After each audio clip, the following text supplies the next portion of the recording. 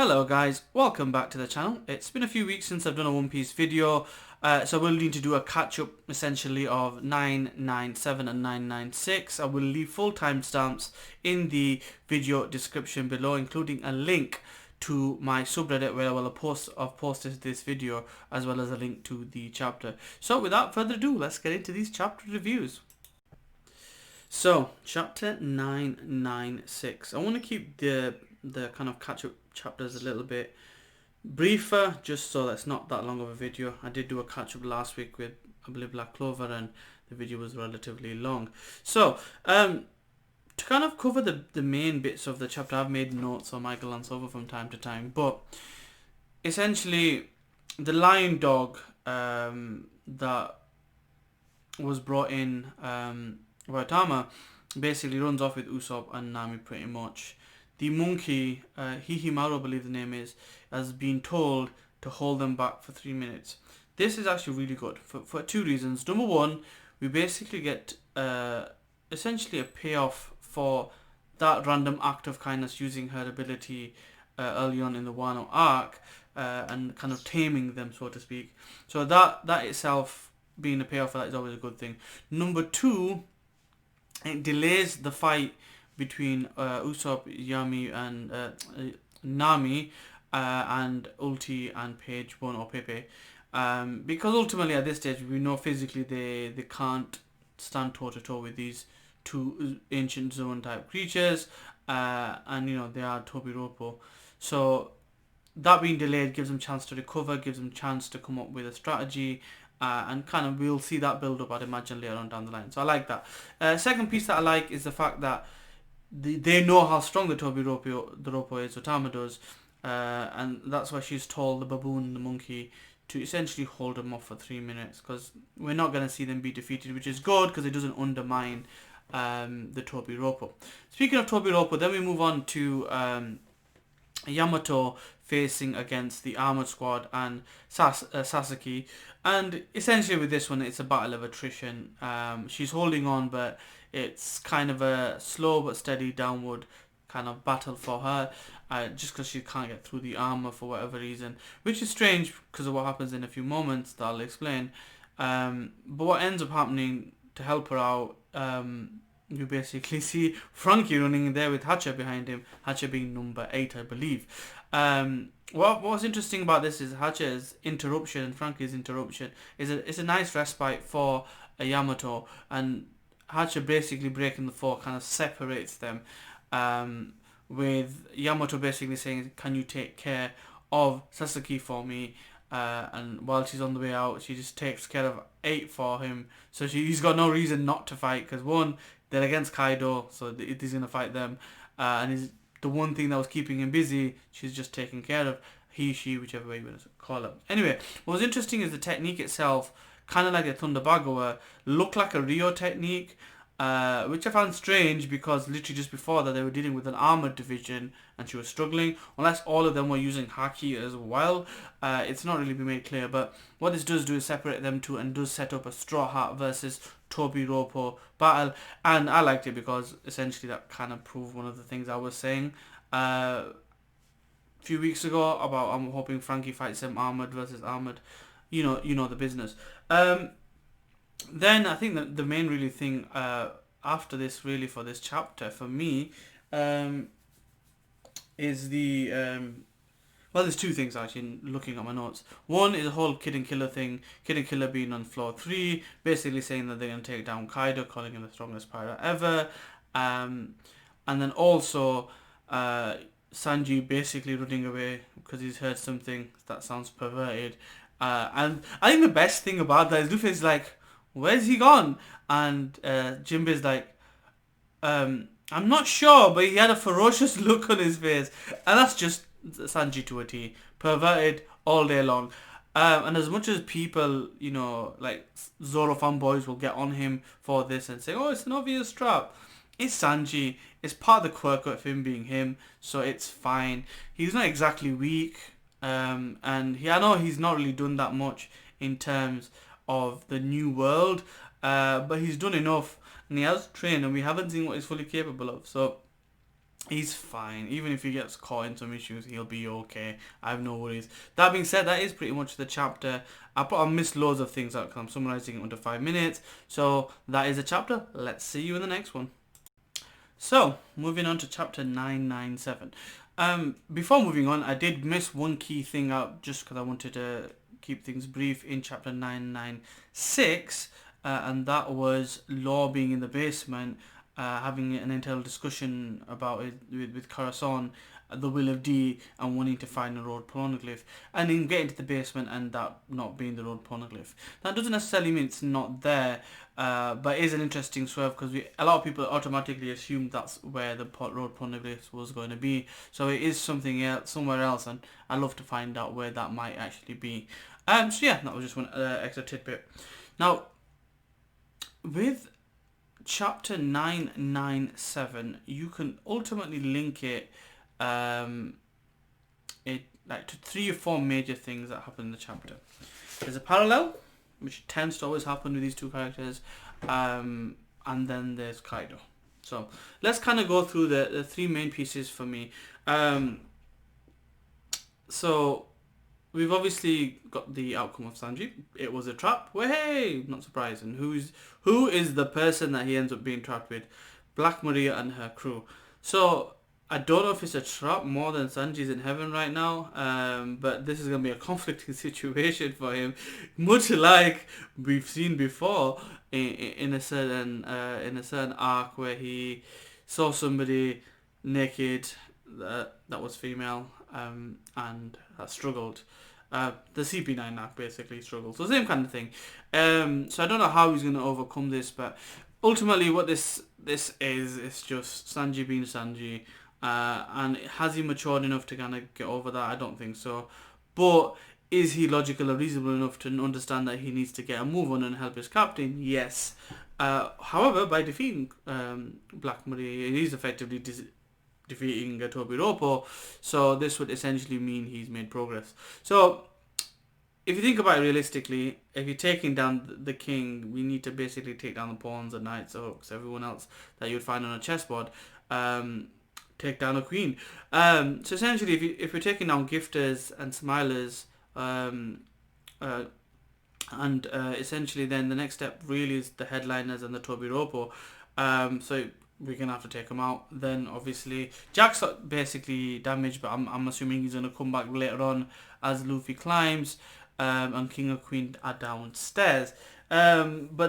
But you know, so essentially they're going to get dealt with later. So the fights with the tobiroppo need to happen first, and it is building towards that. And from the review I'll do later on with 998, you will see more of that. Anyway, let's get back to the point. So essentially what always tends to happen is when Zoro has a big moment, Sanji has a stupid moment, and it's kind of that opposite. It's like he kind of does one good, does one dirty, especially when it's Zoro good.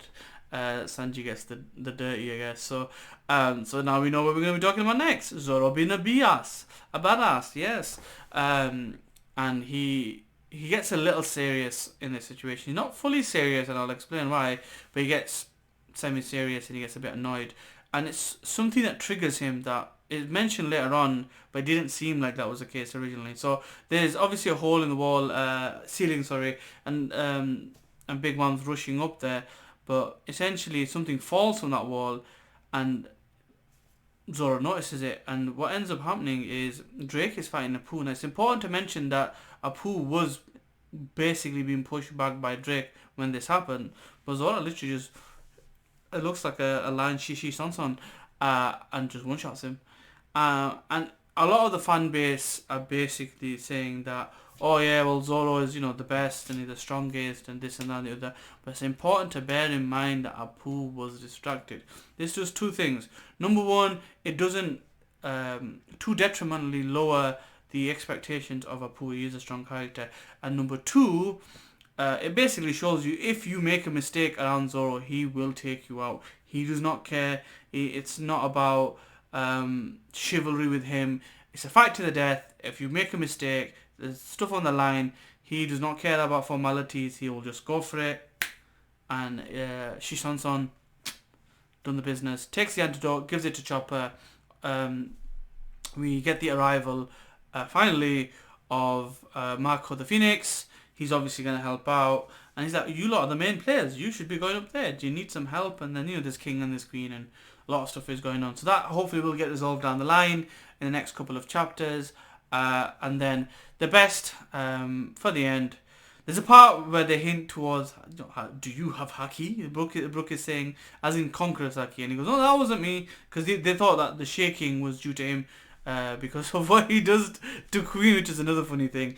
He basically stops him in his tracks and cuts his sword. He cuts his weapon and he's like, look, I'm not here to play games. I've come to cut Kaido to pieces, which essentially is a declaration no different than kids. But it's that mentality you need to have to take down somebody like that. And then the shaking happens and people think, oh, it must be Zoro. No. Are they hinting towards Haki down the line? Possibly. But essentially, Kaido, using his devil ability, has lifted the island. He's lifting Onigashima. He's taking it to Wano to make new Onigashima and destroy the flower capital. So this essentially causes a lot of issues because Yamato now can't escape with Momo. And basically they're stuck on the island, so all hell has broken loose. We're going to have to see what happens. Let's move on to chapter 998. So, chapter 998. Ancient Species. Aptly titled, based on what we get in this chapter. But before we get into the chapter, I am still waiting on a Black Clover translation. So as soon as the translation does come out, I will do a video on that. And also, I'm late with solo leveling again. So I will at some point need to do that and hopefully get back into the flow of making these regular videos. Solo leveling on Wednesday and Thursday and Friday for One Piece and Black Clover. Anyway, let's get into this chapter. Like I said, aptly titled, because essentially what you're getting in this chapter is all the dinosaur forms of the tobiroppo. Everyone, all the main monsters, Zoan form of the tobiroppo, which is cool because that's why it's called Ancient Species. What you also get is the matchups between the tobiroppo, all of the tobiroppo, and the strawhats, basically, except X-Drake. We'll get to that. So, a lot to talk about. So I had a glance over just to make sure because I made a lot of notes. Anyway, let's kind of cover everything that happens. So we'll start off with the main area. The main area being downstairs where majority of the straw hats are. We basically get a carry on from that. So there's a few things that happen that make me chuckle. One, Chopper being like the youngest kid of a family, he freaks out of the shaking, of the flames, and essentially what happens is Marco, to stop or heal these this frost oni kind of plague, he uses his flame on Chopper, and Chopper's already freaking out, and he's like, oh my god, shit, what's going on? And basically they think, the Straw Hats think, for who's there, that essentially he's attacking him. And I like the fact that Zoro and Brook, no F's given, went straight to attack him. Now obviously Marco's been passive here, he kind of escapes, and he goes, is it hot though? And she's like, wait, what's going on? And it's not hot, because essentially it's a healing fire that he's using, and essentially he uses that on everybody. And he asks Zoro, he goes, look, you lot like the big time players, well, are you sure you want to be down here? I can handle it, I've got a handle on things here. And Brook's like, but we need to help Chopper though. And then Appo wakes up, and it's handled by X-Drake in his Allosaurus form that look très magnifique, beautiful. His Allosaurus form looks beautiful. I really like that design. And there's two things from that. Number one, the fact that X-Drake took care of him essentially means that he kind of released some of his stress because he doesn't like Appo. The fact that Appo was still awake and was able to try and steal back the antidote shows that he's more than Ishi-san's a one-style sword technique, and Zoro, even though he was semi-serious, wasn't really serious because if he used 3 swords, he would have probably killed him. And it shows that Appo can take a little bit because he's taken more than one attack. It doesn't necessarily indicate much as well because we don't know how much Haki Zoro was using, if any at all. but he can still do damage to these people, which ultimately elevates Zoro again. So if you think about it realistically, he is one of the stronger members of the Supernova, because one, he's got a high enough bounty to be up there within the top 10, I would say the top 6, and then on top of that, he's being Killer, who had a slightly higher bounty, I believe, than him before, and he's basically dealt with Appo, so he's taken care of 2 of them, and I'm not sure that he's going to have any problems with a person like, Basil Hawkins or something like that. So realistically, the only people that I think that might trouble him are going to be your top 3, which in my opinion are going to be X-Drake, Kid, Luffy.